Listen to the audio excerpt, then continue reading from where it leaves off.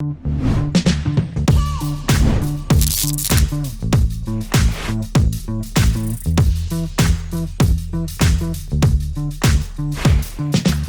going on, everybody? My name is J-Statik, and this is the Static Sessions. So today we're going to be going through a song that I produced for Garry Sandhu called Jatt, featuring Sultaan. I'm doing this because I got a lot of love for the last video I dropped a little while ago for Karnajala's Let 'Em Play.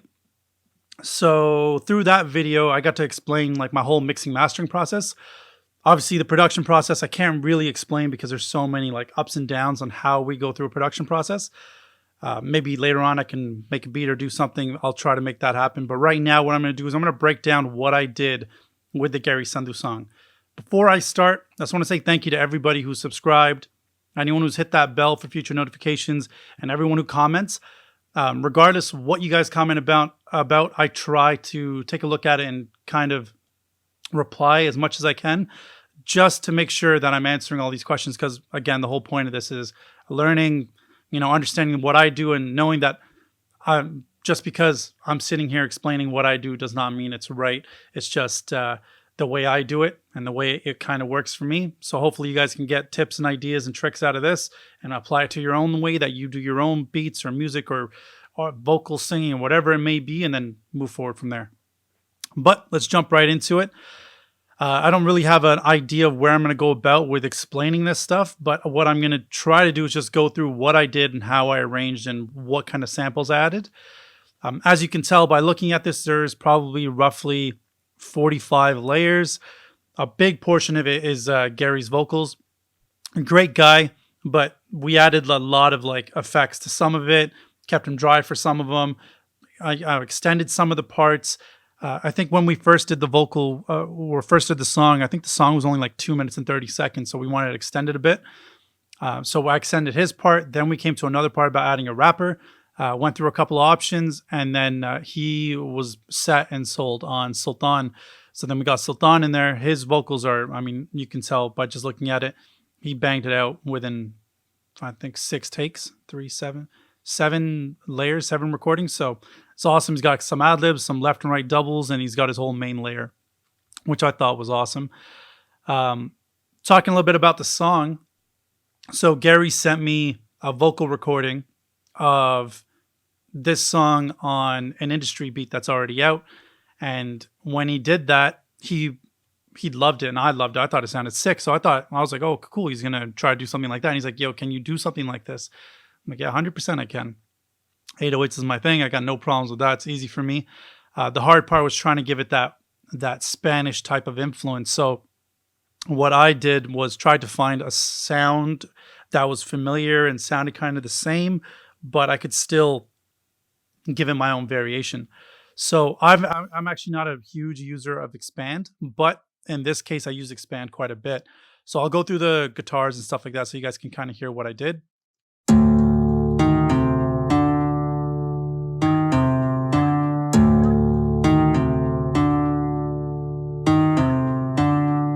It's cool because it's got like very minimal in the back. It's got these little fret movements, which is kind of cool. On this itself, I'm just guessing by looking at this whole thing, I can tell that I added an EQ to get some lows out of it. I added the CLA guitars. It just sounded right, so I used it. I actually use this on a lot of stuff. It's really good. With minor tweaks, you get to a point where you want to get to pretty quick. There was a lot of high-end, I think, fret noise as well, which I probably wanted to reduce a little bit. So I did some hard compression on the multiband on the high-end part of that. Then I came back and I did some simple LA2A compression. So I added 3 layers of this. This is the first layer, which is the chords and the melody. Then I added a secondary melody on top as he starts singing his vocal.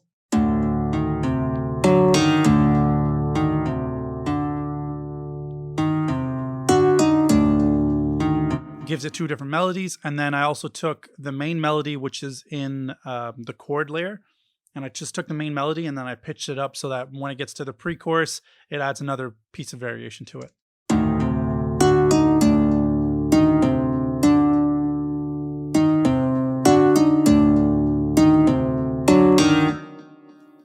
So that's that part before the chorus. in the chorus itself, I use another expand instrument.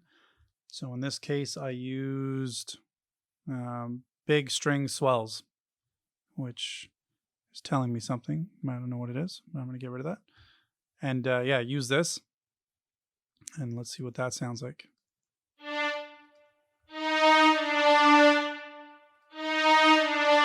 Simple enough, nothing crazy. And then on the attacks of each one of the, each bar, I added an attack, which sounded like this.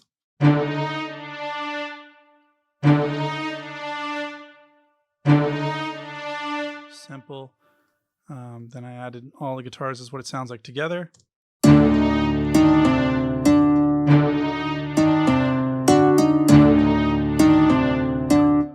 So, I mean, that sounds like a little bit of a 2-bit operation. And then we were trying to figure out some sort of trumpet sound, and then get one of Gary's friends or producers out in England. He did a cool ass little trumpet sound, which just glued the whole thing together. It sounded so cool. So took that, threw it in here.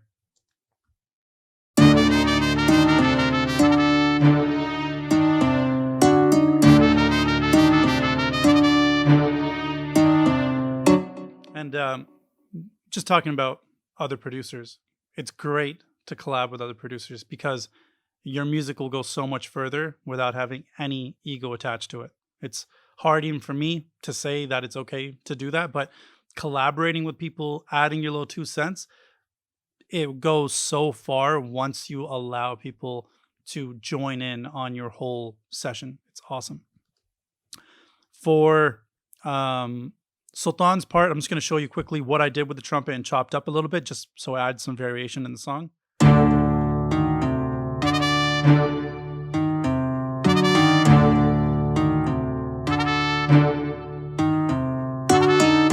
So all I did was take that and chop it up so that it was only the first little bits that were being played. Kind of cool, easy, simple to do. Now, throughout the song, in terms of drums, which I'm sure most people are curious about, simple enough. I added some some claps.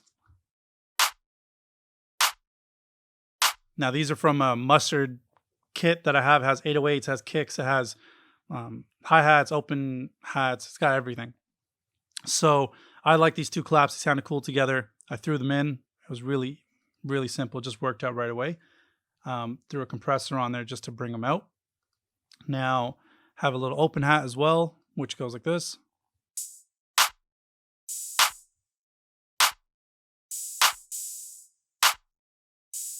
Simple. Added a crash from the Lex Luger kit. I think that's probably the most used freaking crash in trap music.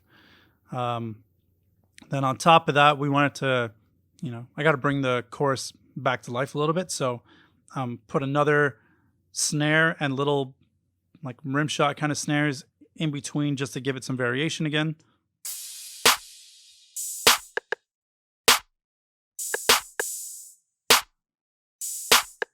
Simple. And then the cool thing was these hi-hats that I added. Now you can't tell in this, but I'll play it on its own and you'll hear that I have this up and down variation going through it, and it just adds movement to the hi-hats, which I thought was pretty cool. I don't do that very often, but it sounded really cool in this.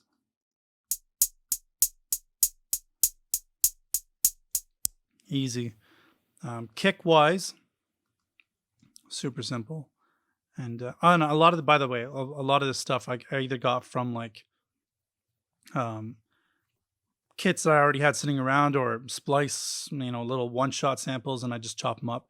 Also, if you can tell by looking at this, if I pull this out, you'll see that I don't have these lined up on the grid exactly 100%, and that's to give it another piece of movement, which was kind of cool. Again, something I don't do very often, but it just sounded like it worked on this.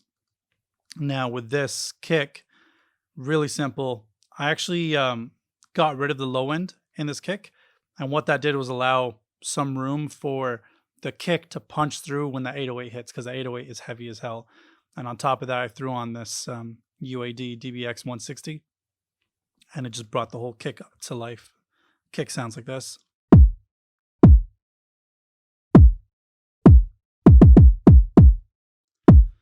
Easy. I'll show you what all the drums sound like in a bit. Now, when it comes to the bass, 808, as you can tell, I have two layers of this. One layer is that low end sub, so you'll hear that now.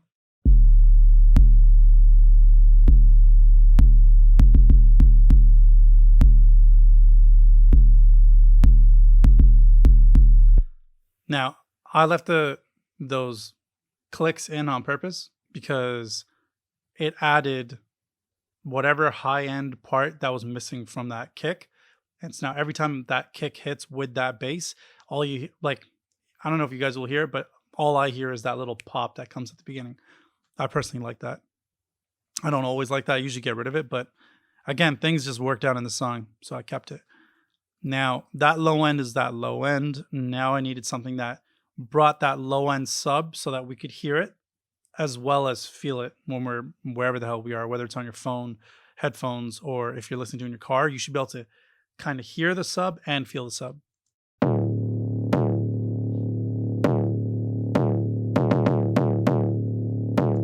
So I just realized I left this little Labs fog on. I don't know why I left it on because it only adds sub bass, but I left it on for whatever reason. I'm going to say it was meant to be. So I left this on. And then on top of that, I threw on a decapitator. This is kind of like a distortion tool. It is a distortion tool. And so I just did stuff to it until I felt it sounded right. So I brought the tone down so it was more on the darker end. Did a pretty high low cut just to get rid of any of the low end, which I didn't want interfering with the other sub bass that I had. And I made it sound as much as I could as a heard type of bass. So it doesn't have any low end. If you were to play this, it wouldn't do shit to a sub. But combined, it sounds like this.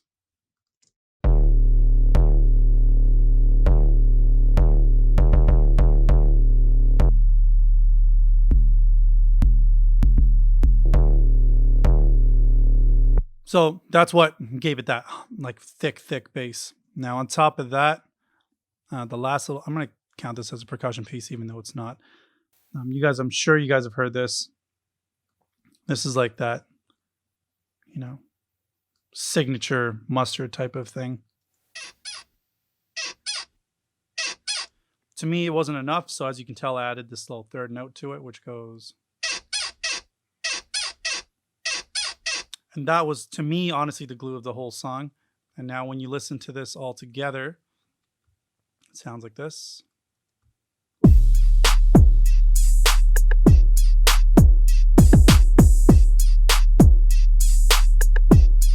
Throw in the sounds of the whole chorus as well with all the instruments.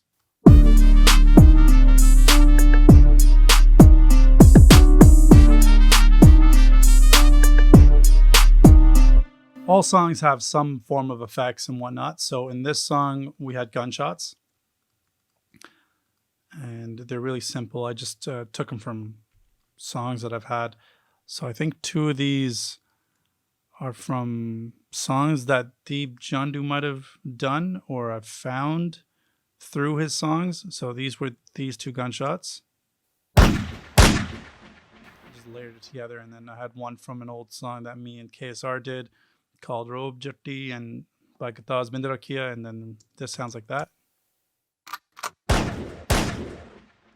Super easy. Adds like a little segue into the chorus. Now, going to that little part that everyone's been waiting for, I'm sure, is Garry's vocals. So Garry gave me all his vocals, and I laid them out however I thought they needed to be laid out. Super simply, they go like this. ਮੂਰੇ ਭਾਵੇਂ ਚੀਨ ਹੋਵੇ ਭਾਵੇਂ ਹੋਵੇ Russia ਸਾਨੂੰ ਵੇਖ ਵੈਰੀਆਂ ਨੂੰ ਪੈਂਦੀਆਂ ਨੇ ਗਸ਼ੀਆਂ ਓਏ ਮੂਰੇ ਭਾਵੇਂ ਚੀਨ ਹੋਵੇ ਭਾਵੇਂ ਹੋਵੇ ਰਸ਼ੀਆ ਸਾਨੂੰ ਵੇਖ ਵੈਰੀਆਂ ਨੂੰ ਪੈਂਦੀਆਂ ਨੇ ਗਸ਼ੀਆਂ ਜਦੋਂ ਕੱਸਣੇ ਕਿਸੇ ਦੇ ਹੁਣ ਨੱਟ ਫੇਰ ਕੰਮ ਆਉਂਦੇ ਉੱਥੇ ਜੱਟ. Really easy. Now what I'm going to do is get rid of these effects. So going to go in, dissect from dry to completely wet what we did, and This is the dry vocal.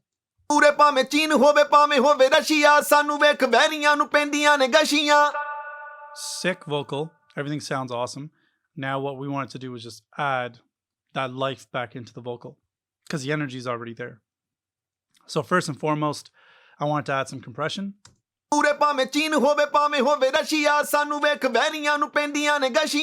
I over-compressed it a bit there, but I brought it back to life afterwards.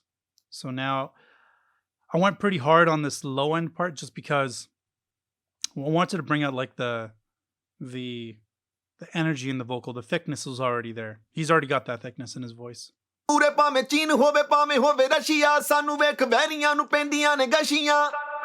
Now that reverb you're hearing is the next layer, by the way, if you guys are thinking about it. Now in this is the part where I'm going to go and I'm going to try to explain what I did here. So listening to this, that needed to go because I felt like that was just muddying up the whole thing. Same with that. Had like this weird ring thing to it. Same with that. In certain hits, it just sounded off. And then even here. Just in case it's killing you guys at home, I don't want to destroy you guys' ears or your speakers or whatever the hell it is. But that sharp noise to me was just too much. So by getting rid of those, I wanted to, because it might have got rid of something to do with that vocal too. So what I did was recompress it afterwards to bring life back into it. I say bring life into it. It doesn't actually bring life into it. It actually sucks it out, but it still sounds kind of cool.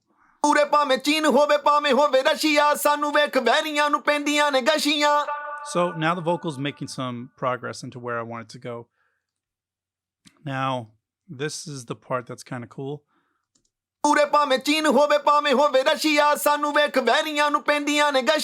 Now what this does, it controls the vocal. It's still, obviously, I'm using it as a compressor, like kind of like a multiband. Actually, exactly like a multiband. But I'm controlling that whatever is pumping in those low end parts, and in the high end part, very lightly, I'm controlling it. And then now that it sounds kind of squashed, I want to bring the life back out into the vocal properly. This is when I use JJP. And I use it pretty lightly. I don't kill it. So now you'll hear this.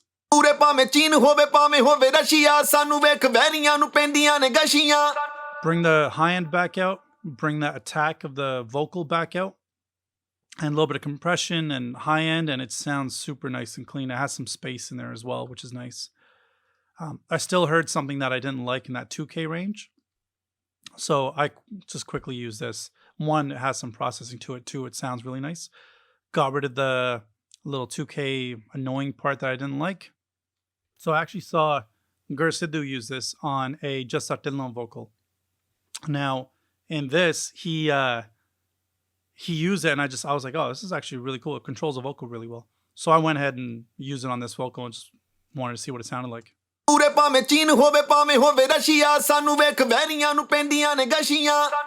And it brings out some life into that vocal. Again, another piece of, life. After that, put a limiter to it, or like a type of limiter to it, just to bring it out again. And then RVox is the last thing I use on every vocal. I just think it does wonders to the vocal. So now it sounds like this is the final product.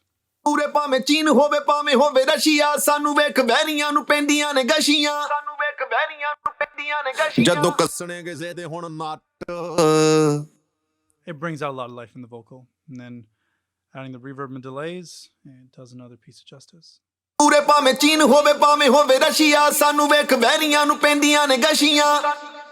No, that's cool. Everything sounds great there. And now on this part, if you guys are wondering, all I did was add some like a phone effect, and then I didn't actually use this. I just used the phone effect and I boosted this reverb up to 0 and added that effect to it.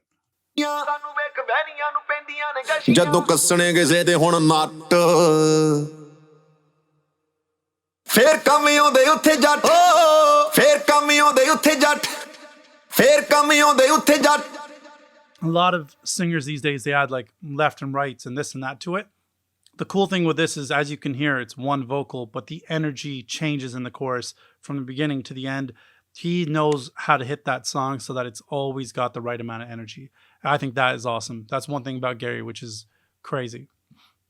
All right, now we're going to be starting with Sultan's vocal. So Sultan gave me 4 layers of his main vocal plus the left and right, and then he also gave me some ad-libs. So I grouped all those together and I started working on them one by one. So just to give you an idea what the vocal raw sounds like, this is what it sounds like. ਤੇ ਜੱਟ ਭਾਵੇਂ ਜੱਟਾਂ ਦੀ ਤਾਂ border ਤੇ ਕੰਧ ਕਰ ਲੋ ਜੱਟ ਵੱਡ ਭਾਵੇਂ ਬੰਨਾ ਬੰਦ ਕਰ ਲੋ ਯਾਰੀ ਪਿੱਛੇ ਪਹਿਲੇ ਦਿਨੋਂ So that sounds fire to me. That sounds too sick. He's got his energy, he's got everything. It just needs some controlling and bringing out some of that, a little bit more energy into it. So right off the bat, throwing some compression, API 2500. ਜੱਟਾਂ ਦੀ ਤਾਂ border ਤੇ ਕੰਧ ਕਰ ਲੋ ਜੱਟ ਵੱਡ ਭਾਵੇਂ ਬੰਨਾ ਬੰਦ ਕਰ ਲੋ Sounds good. After that, added some EQ just to get rid of some low end, and some high end. I also added another EQ just to get rid of these sharp points. So I'll go through some of these sharp points just to hear what they sound like. So I'll play it and then I'll preview these little points right here. ਜੱਟਾਂ ਦੀ ਤਾਂ border ਤੇ ਕੰਧ ਕਰ ਲੋ ਯਾਰੀ ਪਿੱਛੇ ਪਹਿਲੇ ਦਿਨੋਂ ਰੱਖਦੇ ਨੇ ਠੋਕ ਠੋਕ ਜਿਹੜਾ ਵੀ ਆ ਸਾਡੀ ਤੁਰੇ ਹਾਮੀ ਵਿੱਚ ਨਹੀਂ ਪਰ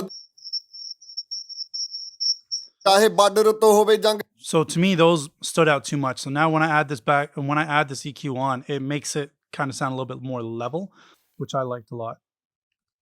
After that, add some EQ just to, compress it a little bit more, bring it back to where it was. ਜੱਟਾਂ ਦੀ ਤਾਂ ਬਾਰਡਰ ਤੇ ਕੰਧ ਕਰ ਲੋ ਜੱਟ ਵੱਡ ਭਾਵੇਂ ਬੰਨ. Sounds a little bit more solid now. Just like Garry's vocal, I added in this Oxford suppressor on both ends. So it kind of used like a multi-band, which was cool. So it controls the low end quite a bit and it controls the high end just a little bit. And now it sounds like that. It sounds like this with that. ਜੱਟਾਂ ਦੀ ਤਾਂ border ਤੇ ਕੰਧ ਕਰ ਲੋ ਜੱਟ ਵੱਡ ਭਾਵੇਂ ਬੰਨਾ ਬੰਦ ਕਰ ਲੋ ਯਾਰੀ ਪਿੱਛੇ ਪਹਿਲੇ ਦਿਨੋਂ. Now that it's a little bit squashed, it sounds more in place and level. I want to bring out some of the energy back out again, so I added JJP vocals. ਜੱਟਾਂ ਦੀ ਤਾਂ border ਤੇ ਕੰਧ ਕਰ ਲੋ ਜੱਟ ਵੱਡ ਭਾਵੇਂ ਬੰਨਾ ਬੰਦ ਕਰ ਲੋ ਯਾਰੀ ਪਿੱਛੇ ਪਹਿਲੇ ਦਿਨੋਂ. And I don't go crazy with it. I just added, I mean, it sounds like it goes crazy with it, but it doesn't actually. The sensitivity isn't hitting, the yellows or the reds or anything. It's doing it nicely. The attack is there. The attack is what brings out like the energy into the vocal for what I do. And then this magic part adds that little brightness without it being super sharp, which is cool. And that's it on that. And then I had 3 other plugins left over. These 3 are in order.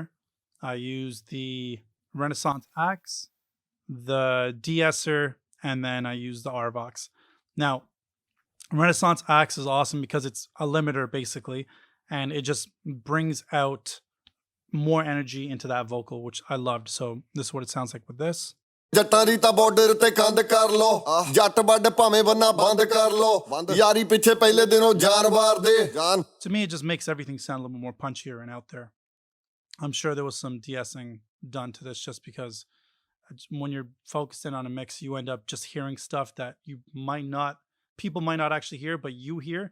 So I don't hear it right now, but I'm sure I did when I was mixing it. So I got rid of some of the essing. ਜੱਟਾਂ ਦੀ ਤਾਂ border ਤੇ ਕੰਧ ਕਰ ਲੋ ਜੱਟ ਵੱਡ ਭਾਵੇਂ ਬੰਨਾ ਬੰਦ ਕਰ. And then the overall glue to everything, like I said before, at the end of every vocal chain, I always have the RVox. ਜੱਟਾਂ ਦੀ ਤਾਂ ਬਾਰਡਰ ਤੇ ਕੰਧ ਕਰ ਲੋ ਜੱਟ ਵੱਡ ਭਾਵੇਂ ਬੰਨਾ ਬੰਦ ਕਰ ਲੋ ਯਾਰੀ ਪਿੱਛੇ ਪਹਿਲੇ ਦਿਨੋਂ ਜਾਨ ਵਾਰ ਦੇ ਜਾਨ ਕਿਸੇ ਕੰਮ ਲਈ ਵੀ ਰਜ਼ਾਮੰਦ. And that just brings, but to me, it sounds like everything just comes to the front of the speakers. It just sounds awesome. That's it for the vocal chain. And then now that was done, we had some other vocals that were in here as well, like this little rap hook that Garry got done from someone. I don't give up like you don't give up. I'm a bad boy, Jatt. We added he was swearing in there, so we wanted to get rid of that so we could play it on the radio or play it on TV. I don't give up like you don't give up. I'm a bad boy, Jatt. I'm a bad boy, Jatt. That's that. And then I think that was Roach underneath. I'm pretty sure it was. And then That's it. That is literally the whole part of the song. Now, just before I play the song in total, just so you guys can get an idea of the remaining stuff, just because people do ask quite a bit what I do in terms of my sends. Um, for reverbs, I use the RC48, which I don't actually use quite a bit, but I have it loaded up. It's a small reverb. I use it mainly for hip hop vocals. I didn't in this case, but mainly I use it for hip hop vocals, just because it gives just enough space to the vocal where you can bring it out from the track, and that's why I use it there.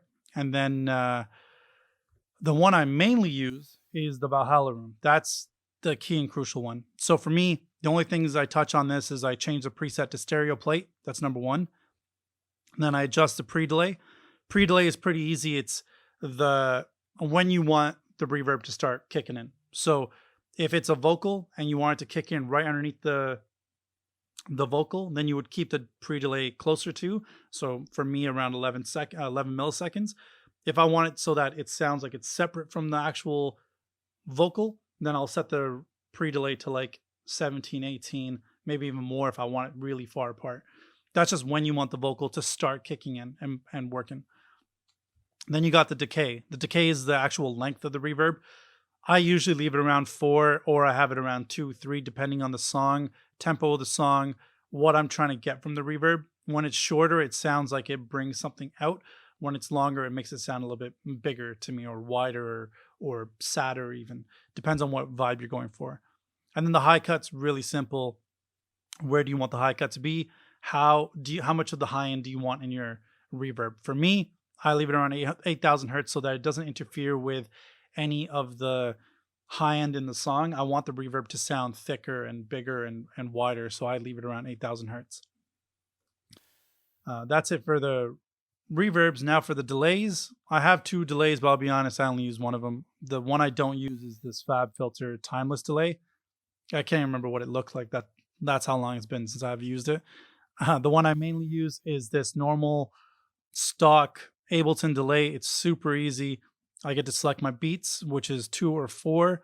My feedback, which I vary depending on where it is in the song. If it's on a break in the song and I want the echo or delay to keep going, then I'll extend the feedback. If I want it to be short and within the song, then I keep it within the song. If I feel like it sounds too messy, then I'll start automating the delay so that the delay only kicks in on the ending of each one of the lines of the song. That way it doesn't make the whole entire vocal sound messy. In this case, I didn't do that, but you can make that happen as well. And in terms of the types of delay, I either use this fade delay or ping pong. Ping pong is like this left, right. It keeps bouncing back and forth. Fade is a simple, normal delay. I would explain the timeless one, but I don't actually know what it's set to or what I do. Oh, it's set to stereo delay, but I never use it. Now, going into the mastering setup, as you can tell, this mastering setup is pretty similar to the one I did for Garnagula, and most of my mastering is pretty much the same because I'm going after the same things when I'm mixing mastering a song. So just to break it down really simply, first we start off with this, which is the Brainworks XL V2. All I'm doing from this is gathering some width property. So I'm trying to make sure the song sounds wide as possible without affecting its mono situation. So in this case, I don't touch any of this stuff except for this right here, which is the stereo width. I'm sure there's other ones out there which are great and could probably make your stereo widening sound good. I'm just used to this and I like it. And that's pretty much whatever. And that's what it comes down to. Now, before I knew how to integrate 2 EQs into one with this Fab Filter Q2, which was not that long ago, I just literally like a month ago is when I started doing it. I can now do these in the same EQ. But in this case, what I did was first, I got rid of anything 20 hertz and below, and I got rid of everything 20,000 hertz and above. Really easily, what I did, double click, an EQ situation comes up, set the slope to 96 decibels per octave. That keeps it really tight and just pretty much cuts anything right at 20,000 hertz and below. 20 hertz and below. And then what I did was just click on this. Sorry, that's the cue. Click on the hertz. Literally, you can type in 20 and boom, good to go. Since I already have it there, I don't want to mess with it. And that's it. That's done. I did the same thing on this side. Now with this mid-side EQ, which I set up, I went over here to channel mode. Instead of just being left, right, which would affect anything in the stereo field, I just wanted to affect the sides without affecting the mono, what's in the center. So I selected mid-side EQ, double-clicked, set the stereo placement to sides, and then I set the slope to about 36, and then select 100. Or maybe I did 30, but select 100, and now everything below that is in mono. So mainly the sub bass, which is what I wanted to be in mono, is in mono. And if you notice, I did that thing where you can hear the sub bass. That's in the above 100 hertz frequency. So now that's still got its stereo width, still sounds beautiful, but the sub that's hitting is in the center, and it's always going to be in the center, which makes a big difference. After that, I added some infinity EQ. This is by Slate Digital. I love this EQ now. I've been using it quite a bit. When I was doing this track, though, I didn't actually know how to use it properly, so I went in and used a preset. So I used the Mastering Hip Hop EQ, and it actually makes a big difference. So I'll play it with and without the infinity EQ, and you'll hear the difference. This is without.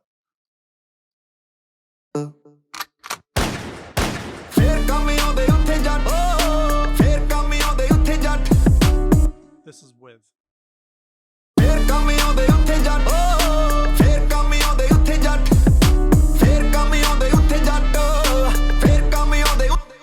So it adds that brightness, that nice little brightness on the top end, and it's got some width on the low end too, as you can tell. Sounds really nice. Now that I know how to use the EQ, I'd probably be doing less than what I have in here, but it sounded good on the track, so I left it on. Now the last 3 stages, this is where you get your loudness, and it's really simple. I first used the T-Rack soft clipper. I set the slope to aggressive, and I try to attenuate roughly around 3 dB, so it clips off any of that hard sharpness, mainly from the kick, because we want that kick super loud and punchy, but we don't want to compress that kick when we're trying to get it louder, because then it's going to start pumping and breathing. So with the soft clipper, what it does, it just makes it louder, and it just cuts off those tail ends, and it still has that punch. So I'll show you without and with. I have to get rid of the limiter too then.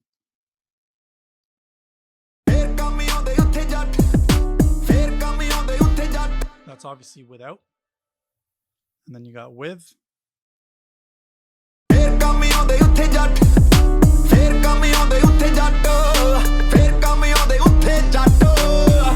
Now with the limiter, really simply, all I did was add some L2 to it, about 2 dB, set the attack to completely at the end, release right away, transients full, release right away, and you got your final track, where I think the overall RMS is like roughly around -4 to -3. And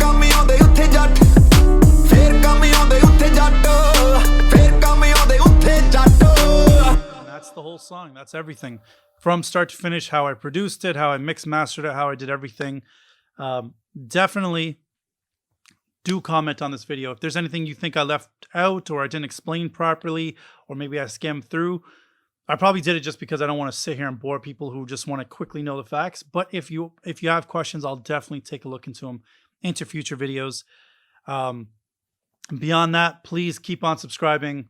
Definitely keep on commenting, and definitely hit that bell for future notifications on all the videos that are going to be coming out in the near future. For now, I hope you guys liked this and enjoyed this video. Again, if you have any questions, please do comment. Let me know. I will try to get back to them as best as I can.